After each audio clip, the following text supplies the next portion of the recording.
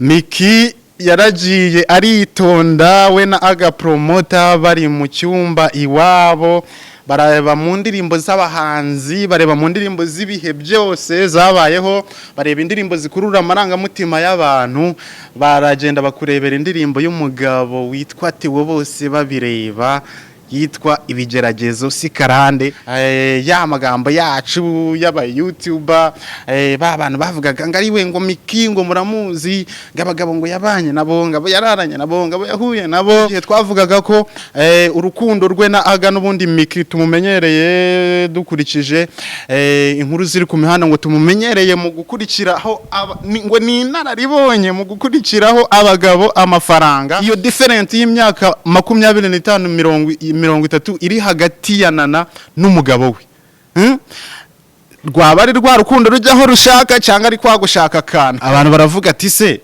burya kuko umugore uyu Nana agiye gushaka umugabo w'umudivorce cyangwa se yaba yaramubeshye ko afite yaba yaramubeshye ko ari umusore kandi afite undi mugore wenda wisezerano. Muraho neza abanyakigali namwe mwese mutuye mu ntara ndavuga bari mu majyepfo amajyaruguru burasirazuba burengero bwaryo na hagati mu mutima wa Kigali. Do you know call me MC Gift the number one. Uno mwaka ukwezi kumaze kuminuka bivuze ngo hasigaye amezi 11 imishinga yawe imihigo yawe urabona uri kugenda uyesa ugeze kuri kangahe kwijana nimba ubona bitarakunda ndagira ngo ejo wongere ugerageze uko n'ukwezi kwa kabiri gutangiye reka nkwifurize amahoro n'imigisha ukwezi kwa gatatu kwa kane kwa gatanu kuzamura ibintu bizagende bigenda neza ujye wibuka gusenga wibuke gushima igeno wabonye uwo munsi ni warusobera usobanya basikwa mu masizi nkabitsiga megana sindi ncobera amahanga ruhamya ruhanga muramanga nkayisiga ibishanga sinsiga ibihanga nkigucenga nikozi yo ricinze ukiziyaza mba nabengutse ngusho rutijanda kwitabaro nkimana igihugu. Iyi ni MC Gift Street Story ntago nkikwibutsa gukora subscribe ukibona notification ikugezeho reba ibyiza bibera hano hantu ubundi ukande kunzogera kugira ngo buri kiganiro kigezeho nawe kikugeraho ako kanya. Ni inkuru z'imihanda mba nibereyemo murabizi mu cyumweru gishize twari dufite ubukwe bugiye butandukanye mu byamamare bigiye bitandukanye gere ngo inkuru yatunguye abantu batari bakeya n'umurenge wa Nana we sinde butindeho uyu n'umukinnyi wa filime mwagiye mubona muri filime nyinshi zikomeye filime nyarwanda mwaramubonye muri filime yo kwiyenza kwa Kiramani no mu zindi zigiye zitandukanye. Rero ibyo nkuru kuko nubundi abandi mirenge barayikora ubukwe bakabukora icyatangaje abantu benshi bacibazaho hari ukuntu burya abanyarwanda tutagenzwa na kamwe bamwe muri twari kosi bose bamwe bagiye muri comment ati congratulation kuri Instagram ya influencer witwa Kazungu ka boss uyu numwe mu ba influencer batajya bavugwaho rumwe bamwe bati udukubita update tukagufana abandi ngukunda negativity uri umu negativiste ati tuzakugere gute tuzakugishirehe abandi bakavuga bati ibi bintu wandika ukora posting ari bikwiye kubireba ariko abayadukubise entertainment ni show busy.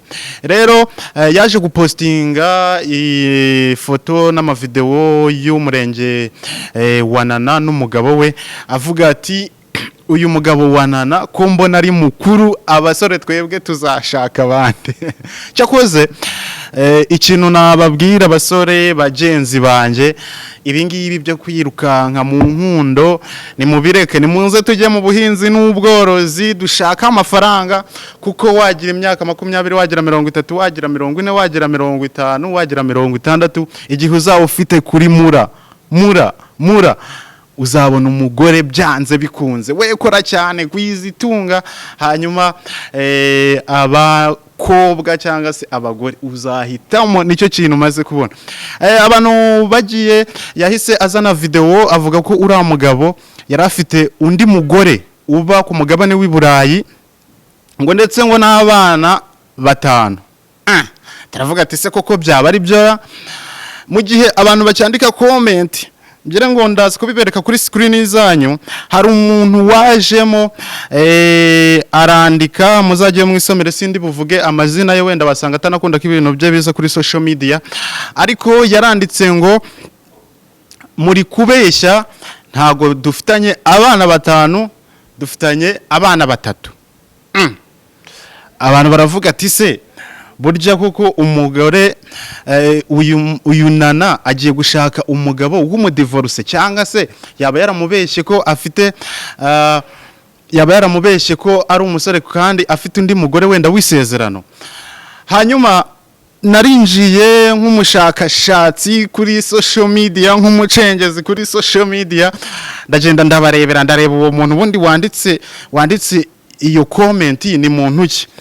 Muri account ye ya Instagram nsanga harimo video y'umugabo uri mu modoka ndetse n'umugore we n'abana koko batatu, aho muri comment yari yavuze ngo umukuru wabo w'imfura afite imyaka igera kuri 17.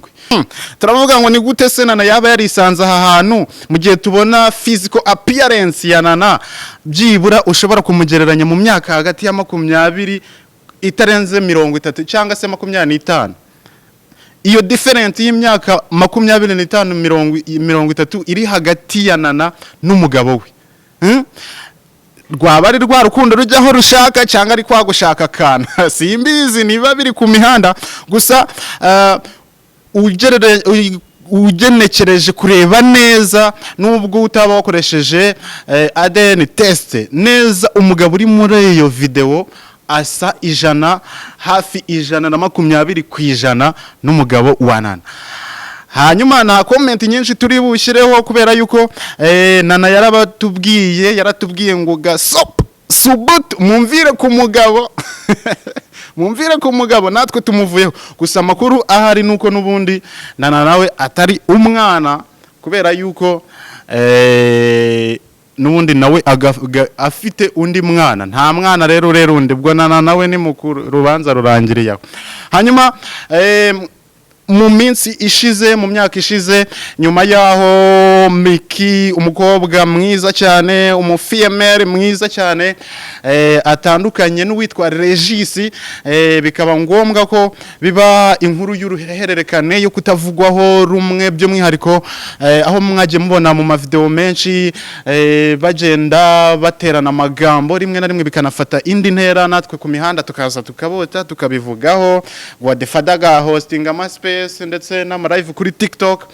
Ariko byaragiye bigera ku gasongero, urukundo ruratsinda, ababyeyi bavuza impundu, abagabo babirivuga, abasenga cyane ati birabaye, wa mugani wa muhanzi.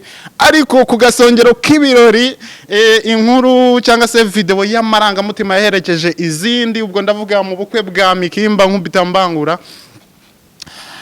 Miki yaragiye aritonda we na Agapromota bari mu cyumba iwabo, bareba mu ndirimbo z'abahanzi, bareba mu ndirimbo z'ibihe byose zabayeho, bareba indirimbo zikurura amarangamutima y'abantu, baragenda bakurebera indirimbo y'umugabo witwa Theo bose babireba yitwa Ibigeragezo sikarande. Baravuga ngo kuko ibigeragezo sikarande kandi si n'umurage, yewe si n'umugabane wagabanye ng'ibyago bikokame, maze bayikubitamo mu bukwe bwabo.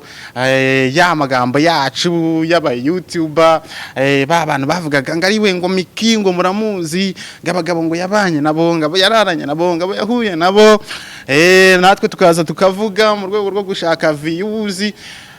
Birangira ubukwe bwabo bubaye bwiza cyane, mu gihe twavugaga ko urukundo rwe na Aga n'ubundi Miki tumumenyereye dukurikije inkuru ziri ku mihanda, ngo tumumenyereye mu gukurikiraho ngo ni inararibonye mu gukurikiraho abagabo amafaranga.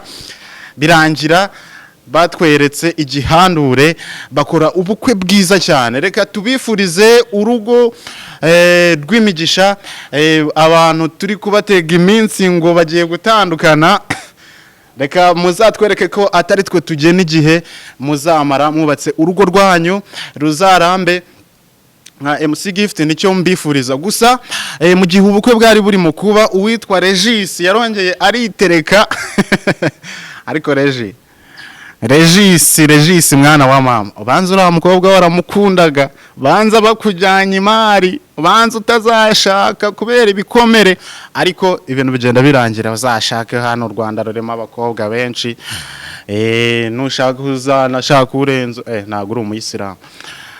Ariko nyuma yo bajya bavuga ngo wenda ngo igihemu ngo amafaranga arashiranga ibiryo bigashiranga, ariko ngo igihemu n'urukundo ngo ntibishira. Uzakomeza umukunde nka mugenzi wawe, ariko ubizi yuko atavamo umugore wawe. Ubu ni umugore wa Aga Promoter byemewe n'amategeko. Ubu ni wongera no kumuvugaho n'akantu gato kari muri kote negative, Aga Promoter yemerewe kujya kukurega. Wari ubizi se? Gusa ariko nanone bajya bavuga ngo aho yaciye ntihaca urwango. Ese byaba hari ukuntu muzajya mwibeta mukohererezanya utumesaje? Ariko nanjye ndayavuga. Kwebwa bwa Regis bwa Aga Promoter bwari buri kuba. Regis yariteretse nawe adukubita ikiganiro ari gushimira Miki uburyo babanye, uburyo Aga ari umugabo uhiriwe, ariko nanone birimo ijinyore. Reka dufatanye we Regis twifurize urugo rwiza Miki na Aga Promoter. Hanyuma ku mbuga nkoranyambaga kandi hari gucicikana umusore nawe umenyerewe ku mbuga nkoranyambaga, reka mubashirire kuri screen nawe mumubone. Ni umusore wamenyekanye cyane ku mbuga nkoranyambaga, ariko muri no minsi yarari trend mu gutungura ibyamamare bigiye bitandukanye, ababwira ko ari umukozi w'ikuzimu. Hanyuma izi views dushaka ziraza kuzadutarwata kubera yuko ubu video ye iri trend, aho ari gufata umwana ngagiye kureba ngo uburyo ashobora kubamo igifura, ngo uburyo arakara, ngo uburyo ngo yigarura vuba, hanyuma akamukubita urushyi arira akamuhoza. Ibintu ntago abantu babyakiriye kimwe. Bamwe baravuga bati nta mutima mubi yabikoranye, nta birenze, ariko abandi bakabona ko harimo guharasinga uno mwana, cyane ko umwana w'ikibondo w'igisekera mwanzi utazi ngo birajya he birava he, ntazi nawe bari kumufata amashusho, cyane ko mujye mwibuka neza ko nkuko umuvugizi w'urwego rw'ubugenzacyaha RIB ahora abitwibutsa ko gukoresha amashusho y'abana by'umwihariko mu nyungu zacu bwite, cyane zidafite n'icyo ziri bwigishe sosiyete nyarwanda cyangwa se sosiyete muri rusange, udafitiye uburenganzira, biba bitemewe n'amategeko. Rero uyu musore navuga ngo Imana imube hafi, ariko nareba nabi RIB irahagaze iramureba gutya. Reka duhure muri comment. Reka rero mbashimire mwebwe tuba twabanye muri kino kiganiro. Murabizi of course nitwa MC Gift. Mwebwe gukora subscribe, like, share and comment. Tuba turi update buri makuru yose abari ku mihanda tuzajya tubagezaho hano kuri MC Gift Street Story. Ibiganiro byacu nakagaruka.